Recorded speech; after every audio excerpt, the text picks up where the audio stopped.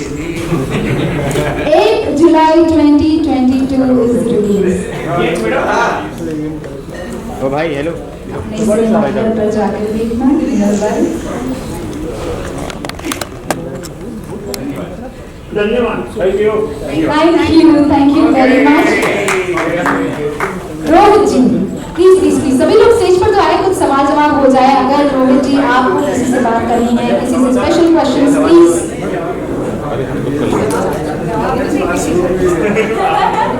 Hello एक minute. अरे मार देगा कर लेते ना, जनता वाइट कर लेते। जनता वाइट को स्टेज पर आके कुछ सवाल जवाब कर लेते हैं, कुछ सवाल जवाब बूम पे कर लेते भाई, बूम पे कर लेंगे।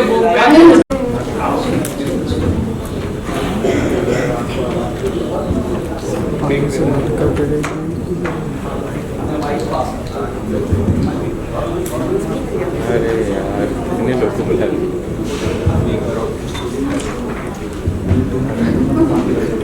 कंटिन्यूटी शॉर्ट हो रहा है ना। तो ये जो है, इसका जो कैरेक्टर है, टिंटू का कैरेक्टर, वो काफी अलग है। और आई बिलीव कि कोई भी इसे बहुत जल्द यस नहीं कहेगा, बट फिर भी आप इसे किस तरह से कनेक्ट कर रहे हो? आई थिंक ऐसा बिल्कुल नहीं कि कोई ऐसा नहीं बोलेगा, बिकॉज अगर आप स्क्रिप्ट देखेंगे और जर्नी देखेंगे तो किसी भी एक्टर को ऐसा करने को मिले जहाँ पे वो पूरा एक शेड दे, जहाँ और अभी हम एक पार्ट देख रहे हैं। जब आप फिल्म देखेंगे तो आपको समझ में आएगा कि वो कारण क्या है, उसके खुद के एम्बिशंस क्या हैं, उसका सपना क्या है, सक्सेस क्या है, और कहीं ना कहीं किरदार फिल्म का पार्ट होता है। तो ऐसा नहीं है कि आप सिर्फ कैरेक्टर को देखते हैं और आप सिर्फ उसकी जर्नी देखते हैं। आप कैरेक्टर्स मिलके एक फिल्म एक मीनिंग देती है। और कहीं ना कहीं अगर आप देखेंगे कि टीटू का कैरेक्टर शुरुआत से अंत तक कहाँ गया, हम कहानी के माध्यम से क्या बताना चाह रहे हैं, सक्सेस के बारे में, रिलेशनशिप के बारे में, रिस्पॉन्सिबिलिटीज के बारे में, तो आपको समझ में आएगा कि बहुत इंपॉर्टेंट है कि आप हमेशा अपने किरदार को ये ना देखें कि वो हर कदम पे ही कोई अच्छी चीज ही करे, बिकॉज कहीं ना कहीं वो नॉर्मल लाइफ में नहीं होता है। नॉर्मल लाइफ में बहुत सारी चीजें करते हैं जो सामने वाले की नजर में समझ में आता है कि एक्चुअली उसका मीनिंग क्या है। तो I think it's an honour that इन्होंने, लेखक साहब ने मुझको ये अप्रोच किया और मैंने पढ़ा, हमारी रीडिंग हुई, and I felt it's a great role to play and I am glad that I became part of this project. Thank you very much. अच्छा दीपिका जी, आपसे ये जरूर जानना तो बहुत ही अच्छा है। इनफैक्ट जस्ट टू रिफ्रेश कि रियल लाइफ में जैसे खट्टा और मीठा दोनों होता है, तो उसे रिप्रेजेंट किया है टिट्टू जी ने। दीपिका जी सच अ ब्यूटीफुल रिप्रेजेंटेटिव है ना। What do you think about this? ये जो बहुत ही अच्छा कनेक्शन है, जो स्टोरी लाइन है, इसका आप क्या कहोगे, इसके बारे में आप क्या कहोगे? मैं एक्चुअली बहुत कुछ है कहने के लिए, और हम लोग इक्वालिटी ऑफ रिस्पॉन्सिबिलिटी के बारे में कम बात करते हैं, और बाकी इक्वालिटी के बारे में मैंने देखा है सब जगह बात हो रही है, और ऑलमोस्ट इक्वालिटी है। काफ़ी हद तक विमेंस बहुत आगे आ चुकी हैं, अब ऑलमोस्ट कंधे से कंधा मिलाकर चल रही है। But in terms of responsibility आज भी माँ बाप जब लड़की पैदा होती है तो यही कहते हैं कि हमारे बुढ़ापे की लाठी तो लड़का ही बनेगा। तो आई थिंक वो कहीं ना कहीं, ऑल्दो सब पेरेंट्स ऐसा नहीं सोचते, बट जिनकी एक ही बेटी है तो उनको ये तो बुढ़ापे की लाठी लड़का ही क्यों, लड़की भी बन सकती है अगर इक्वालिटी ऑफ रिस्पॉन्सिबिलिटी मिले। बट इसमें खाली अकेली ऐसा नहीं है लड़कियां नहीं मदद करती, लड़कियां सब मदद करती हैं, मगर फिर भी छुपते छुपाते मदद करती है। तो इसको इतना डिग्निफाइड वे में नहीं देखा जाता कि पेरेंट्स को डिग्निफाइड वे में नहीं देखा जाता। आज पेरेंट्स भी मतलब बेटी को ये बोलते हैं तो हमें मत दो, you know, because of society का जो प्रेशर है वो बहुत ज़्यादा है। आज भी हमारी सोसाइटी में उसको डिग्निफाइड वे में मुझे लगता है कि नहीं देखा जाता, जितना मैंने ऑब्जर्व किया है। तो हमारी फिल्म बहुत कुछ कहती है, यू नो, टीटू के कैरेक्टर के माध्यम से, मौसमी के कैरेक्टर के माध्यम से, और हाउ यू नो, तो उसमें एक लड़की को एक सपोर्टिव फैमिली चाहिए, एक सपोर्टिव हस्बैंड चाहिए। तो शायद आपको वो चीज़ें जो है आपको बहुत ही खूबसूरत तरीके से, खूबसूरत सॉन्ग्स के जरिए, खूबसूरत डायलॉग की वजह से, इतने अच्छे अच्छे मुझे कलाकारों के साथ काम करने का मौका मिला। आई थिंक ये बहुत बड़ी बात है मेरे लिए। आई एम ब्लेस्ड कि मुझे ये फिल्म मिली सीरियसली, और मुझे ये कैरेक्टर मिला ये पोर्ट्रे करने के लिए। सो काफ़ी वक्त से मैं चाहती थी कि मैं जो कुछ करूँ थोड़ा इंस्पायरिंग हो, एंड आई थिंक मौसमी इज़। और अभी तक ट्रेलर काफ़ी पॉजिटिव रिस्पॉन्स आ रहा है, टचवुड। तो मुझे लगता है कि अगर ये सिर्फ एक लड़की की कहानी है, एक लड़के की भी कहानी है, तो कुछ हैं आज के एक मॉडर्न लड़की है, एक वर्किंग वुमेन की क्या रिस्पॉन्सिबिलिटीज़ होती है, कैसे वो हेल्प करना चाहती है अपने पेरेंट्स को, वो सब बहुत सारी चीज़ें हैं। मैं सब कुछ तो नहीं बता सकती, आपको 8 जुलाई को आना पड़ेगा थिएटर तक हमारी फिल्म देखने के लिए। Thank you. I am so glad कि आप इतनी अच्छी मैसेज ओरिएंटेड फिल्म करना चाह रहे थे और आपके माध्यम से रोहित जी ये बिल्कुल हुआ। रघुवीर यादव जी प्लीज इस फिल्म के बारे में, एक्सपीरियंस के बारे में हमें कुछ 2 शब्द बताएं। हाँ, मतलब आप पैराग्राफ बता सकते हैं। इसमें तो पूरी 500 पेज की किताब लीजिए, कभी नहीं खत्म हुआ। 2 शब्दों में कैसे कहूँ, बड़ा मज़ा आया, बड़ा मज़ा आया। सारे यूनिट में सारे लोग जिस शिद्दत के साथ काम कर रहे थे उसमें मज़ा आया।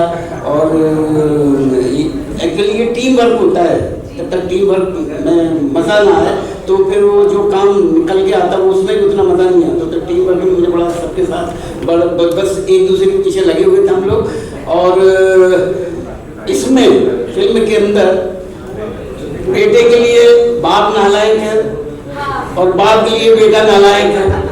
इस जो नालायकी की कश्मकश इसमें जो लायकी निकल के आई है वो इस फिल्म में मुझे लगा है। और बस यही कहने लगी इस फिल्म की खूबी है, मैं और इसके बीच की बात है, बाकियों के बाद वो फिल्म में देख लीजिए। बहुत बहुत शुक्रिया।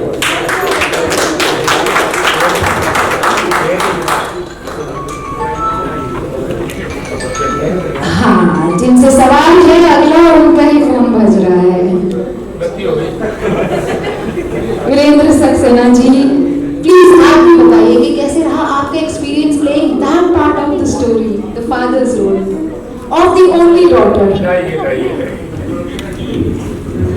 कोई नई बात नहीं है, हम लोग एक्टर्स हैं, हम लोगों को सब कुछ वही करना पड़ता है जो भी कैरेक्टर मिला होता है। सबसे इम्पोर्टेंट बात ये होती है कि आपको जो भी कैरेक्टर मिले उसको आप ईमानदारी से करें, इतनी ईमानदारी से करें कि उसमें आप न दिखें, आप में वो कैरेक्टर दिख जाए, तो वो ही एक सबसे अच्छी बात हुआ करती है। तो हम सारे ही लोग मिलकर के पूरी फिल्म में यही कोशिश करते रहे हैं कि हम ये तुषार ना हो, दीपाली ना हो, वीरू ना हो, कोई ना हो, सारे के सारे कैरेक्टर्स की तरह उसमें आ रहा, तो सारे के सारे कैरेक्टर्स दिखाई पड़े।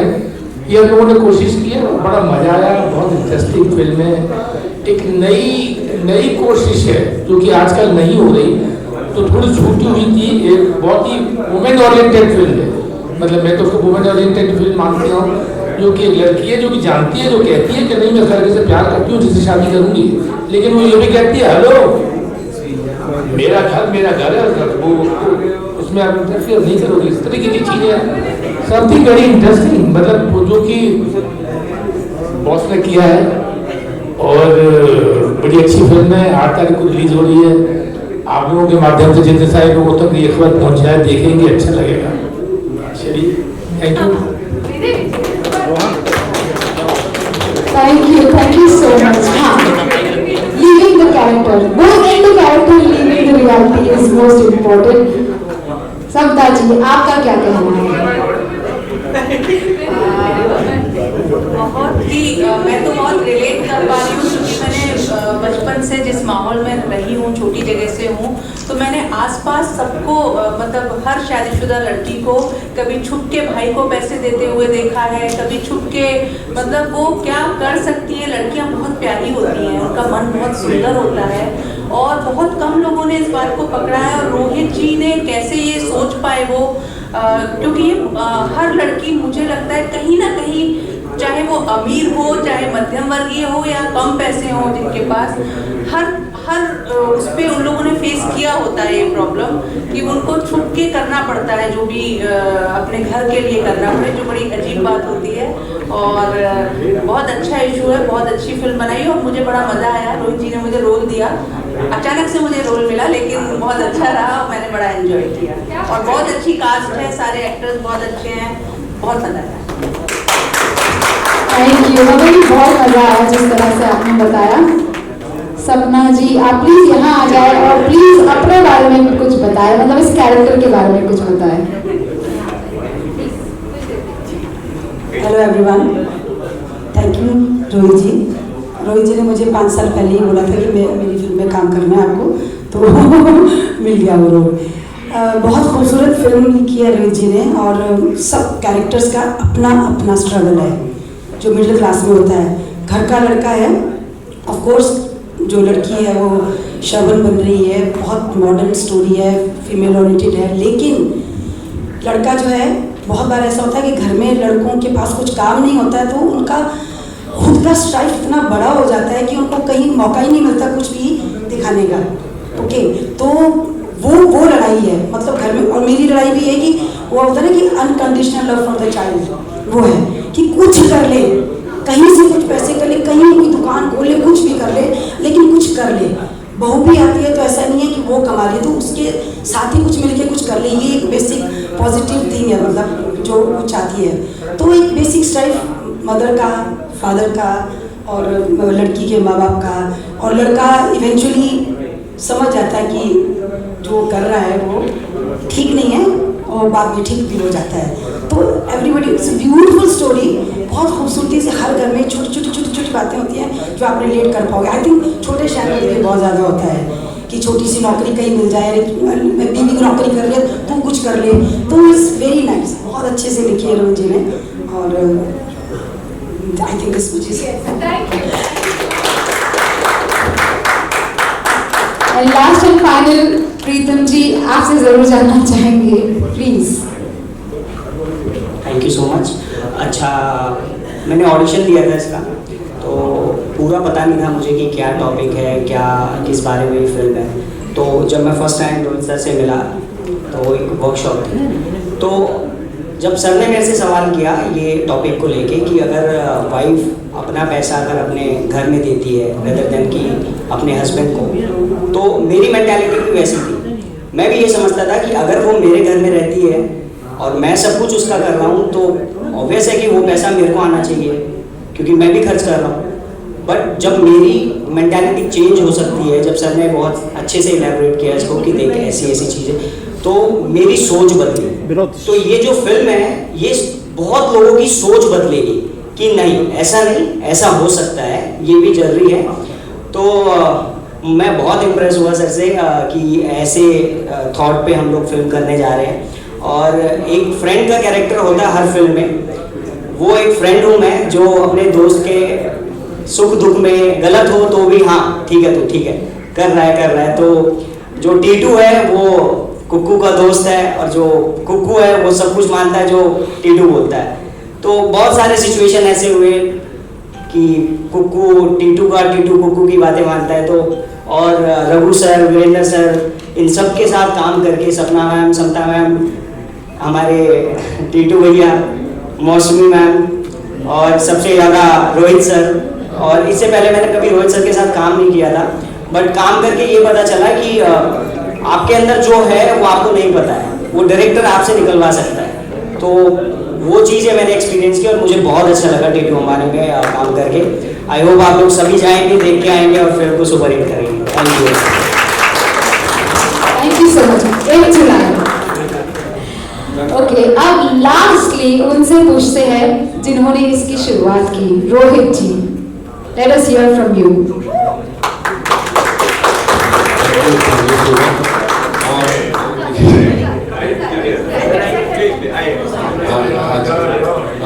पहले तो मैं एक्चुअली थैंकफुल हूँ अपने प्रोड्यूसर का, मिस्टर महेंद्र दान देता है, Dinesh Sharma ji, Sunil ji and Mayur sir, जो बेसिकली इस फिल्म के पिलर बने। और जितनी भी कास्ट है उनको थैंक यू कि उन्होंने स्क्रिप्ट के ऊपर हाँ बोला। मतलब जब हम लीड के लिए अपना स्ट्रगल कर रहे थे तो बहुत एक्टर्स ने शायद बिना पढ़े ये रिप्लाई किया कि मतलब we don't want this type of content, but Tushar ने स्क्रिप्ट को पढ़ा, मीटिंग की, बात की और इन्होंने एग्री किया ये कैरेक्टर करने के लिए। Thank you Tushar. एंड और सबसे जो डिफिकल्ट था मेरे लिए एक कैरेक्टर, एक लड़की का वो बाप जो बेटी से पैसे लेने के बाद बुरा ना दिखे। तो मैंने जब वीरेंद्र सर से बोला कि सर ऐसा ऐसा कैरेक्टर है आप, तो सर ने भी ओके बोला और जो सर ने किया है वो को पूरा जस्टिफाइड वे में किया है। Thank you sir, thank you sir, thank you Pritam, जो भी आपने किया। अच्छा, एक हम लोग केवल सब्जेक्टिव लेवल पे बात कर रहे हैं कि जो मतलब फिल्म में ये कंटेंट है, लड़का लड़की की बात हो रही है, माँ बाप की बात हो रही है, बट ये बहुत सीरियस मूवी नहीं है, मतलब इट्स अ ह्यूमर और पूरा कॉमेडी जोन में हमने इस पिक्चर को ट्रीट किया है। और इसको ऐसा मत सोचिएगा कि हम बहुत एक सीरियस इशू पे बात कर रहे हैं, उसको ह्यूमरस वे में कैसे कर सकते हैं वैसे हमने ट्राई किया है। Thank you. और रघुवीर sir, thank you sir, thank you so much. हाँ, thank you ma'am, thank you सप्ताह में।